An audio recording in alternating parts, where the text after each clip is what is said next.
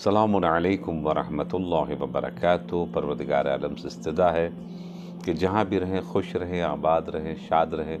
پروردگار عالم آپ کو حفظ و امان میں رکھے، جہاں بھی ہوں انشاءاللہ روز نماز دعائیں پروردگار عالم قبولیت کا درجہ عنایت فرمائے۔ ہماری تمام مومنین مومنات دنیا میں جہاں ہیں ان کے لیے دعائیں ہیں۔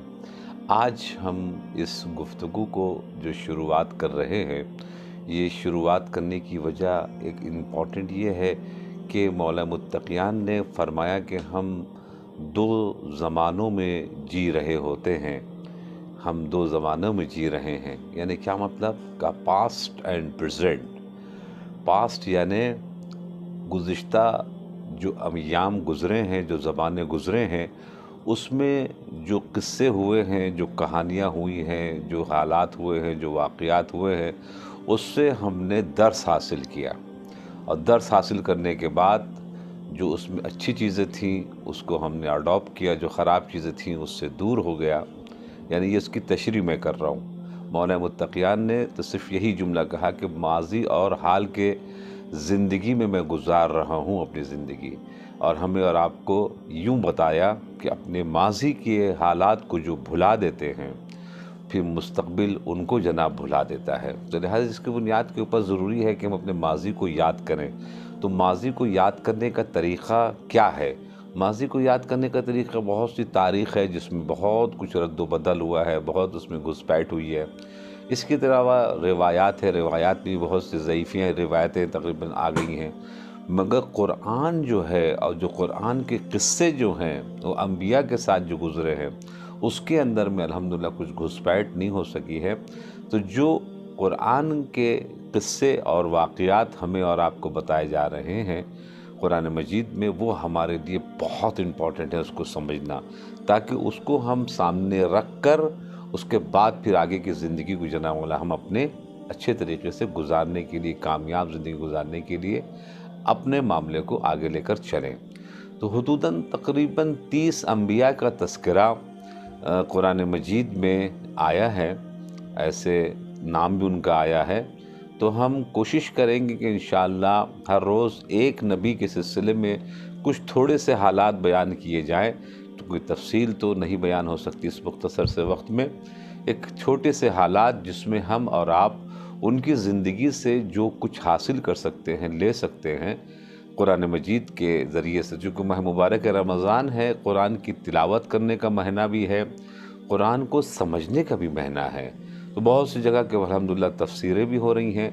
ہم ایک بالکل اس سے ہٹ کر انبیاء کے قصے، قصص الانبیاء، جو انبیاء کے قصے قرآن مجید میں بیان ہوئے ہیں وہ جناب میں بیان کرنا چاہ رہا ہوں، تاکہ قرآن فہمی کے سلسلے میں ایک قدم ہم اس طرف سے بھی جناب آگے بڑھ سکے۔ آج ہماری آپ کی گفتگو جناب آدم علیہ السلام کے سلسلے سے ہوگی۔ جناب آدم ایک ایسی عظیم ترین ہستی ہیں کہ جو ابو البشر ہیں، یعنی کہ تمام انسانوں کے باپ۔ ضروری ہے ہر اولاد کو اپنے باپ کے نقش قدم پر چلے، اپنے باپ کو صحیح طور کے اوپر پہچانے، اور اپنے باپ کے لیے ایسا کچھ کام انجام دے تاکہ اپنے باپ کی عزت کا سبب بنے، باپ کے لیے ذلت کا سبب نہ بنے۔ تو اس لیے ضروری ہے کہ ہم ان کے حالات کو تھوڑا سمجھیں تاکہ اس کے اوپر انشاءاللہ عمل کر سکیں۔ جناب آدم علیہ السلام پہلے انسان ہیں کہ جو اس زمین کے اوپر الحمدللہ تشریف لائے اور بنائے گئے، اور اللہ نے اس انسان کو، جناب آدم کو، اتنی عزت دی کہ اس وقت ظاہری طور کے اوپر جو بہت امپورٹنٹ مخلوق تھی، اس ظاہری طور کے اوپر ان کا نام تھا فرشتے، ملائکہ، غلمان، رضوان۔ یہ جتنے بھی ملائکہ وغیرہ تھے ان سبوں کو سجدے میں، کلہم اجمعون، سب کو سجدے میں پروردگار عالم ہمارے اور آپ کے دادا کے سامنے سر جھکوا دیا۔ اس سے یہ پتہ چلتا ہے کہ یہ پروردگار عالم نے کتنا شرف دیا ہے، اشرف المخلوقات بنایا ہے اس کائنات میں۔ تو جناب آدم علیہ السلام کو سب سے پہلا ایک اعزاز یہ ملا کہ وہ تمام ملائکہ کے لیے مسجود ملائکہ بنے۔ قرآن مجید میں اس کا تفصیل سے ذکر آیا ہے اور جب خلیفہ بننے کا مسئلہ آیا کہ ہم زمین کے اوپر جناب آدم کو خلیفہ بنانا چاہتے ہیں، انی جاعل فی الارض خلیفہ، بہت مشہور و معروف آیہ کریمہ ہے، تو فرشتوں نے ایک اعتراض جو کیا تھا، وہ اعتراض یہ تھا کہ تو کس کو خلیفہ بنائے گا، جو زمین پر جا کے خون ریزی برپا کرے گا۔ اس کا مطلب یہ ہوا کہ کچھ ایسی زمین کے اوپر چیزیں ہوئی تھیں جس کو دلیل بنا کے فرشتوں نے یہ بات کہی۔ تو اس سے پہلے جناب آدم سے پہلے جو مخلوق ہیں وہ ہے جن، جو آپس میں بہت لڑائیاں کیا کرتے تھے، تو اس لیے ان کو دیکھ کر فرشتوں نے یہ بات دلیل کے لیے پیش کی کہ کیا تو اس کو بنائے گا کہ جو زمین پر جا کے خوریزی برپا کریں گے۔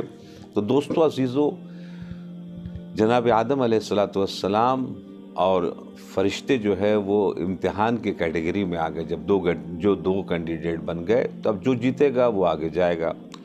اب ان سے کہا انبئہم باسمائہم، ان اسماء کو بیان کرو۔ قرآن مجید میں اس کا تذکرہ آیا۔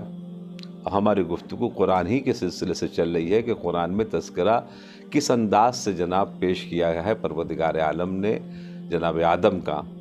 تو ایک مرتبہ فرشتے جو تھے وہ یہ کہہ کے پیچھے ہٹ گئے، لا علم لنا الا ما علمتنا، ہم تو صرف اتنا ہی جانتے ہیں جتنا تو نے ہمیں بتایا ہے۔ اور اس کے بعد پھر جناب آدم نے ان اسماء کو بیان کیا، انبئہم باسمائہم، بیان کرو ان اسماء کو۔ تو جناب آدم نے ان اسماء کو بیان کیا۔ اسماء اسم کی جمع ہے، یعنی کہ کچھ نام تھے، ایک نام نہیں تھا، کچھ نام تھے۔ تو ایک مرتبہ کہا کہ انت اعلی، انت محمود ھذا محمد، وانت اعلی ھذا علی، انت فاطر السماوات والارض ھذہ فاطمہ، انت محسن ھذا حسن، وانت قدیم الاحسان ھذا حسین علیہ السلام۔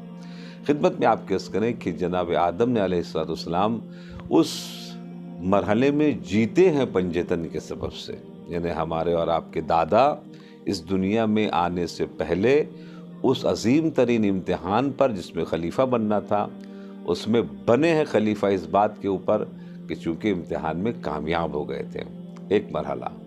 دوسرا مرحلہ اس کے بعد پھر جنت میں گئے وہ، تو جنت میں گئے تو اس میں روایات میں مختلف جو زاویہ ہے وہ یہ ہے کہ کون سی جنت تھی، چونکہ جنت میں جو جائے گا وہ تو پھر واپس نہیں آئے گا۔ خالدینہ، خالدونہ کا لفظ استعمال ہوا ہے قرآن مجید میں۔ خالدینہ کا مطلب ہوتا ہے ہمیشہ ہمیشہ، نو اینڈ۔ تو پھر جب ہمیشہ ہمیشہ جو چیز وہاں چلی جائے گی کہ تو پھر وہاں سے وہ واپس نہیں نکلے گی، تو پھر وہ کون سی جنت تھی کہ جس سے جناب آدم کو نکالا گیا۔ تو اس کے سلسلے میں بہت سی روایتیں ہیں۔ ایک روایت تفسیروں میں جو قرآن مجید کے اوپر آیا کہ ایک جنت کا ایک نمونہ تھا اس دنیا میں، یا پھر ایک ایسے جس انداز سے سیارے ہیں ابھی آج کل پلانٹس ہیں، ایسا ایک پلانٹس تھا جو جنت کا نمونہ کے طور کے اوپر بنایا گیا تھا، ورنہ وہ والی جنت جس میں جو جائے گا تو واپس نہیں نکلے گا۔ تو خدمت میں آپ کس کریں کہ یہ بات ذرا سا قوی نظر آتی ہے، روایات میں ہے، اس لیے کہ چونکہ شیطان اس جنت میں نہیں جا سکتا، تو پھر وہ کون سی جنت تھی کہ جس کے اندر میں شیطان پہنچ گیا اور اس نے وہ درخت، وہ گندم کا دانہ جناب والا کھلوا دیا کہ جو ہم اور آپ کو اس زمین پر آنے کا ایک سبب بن گیا۔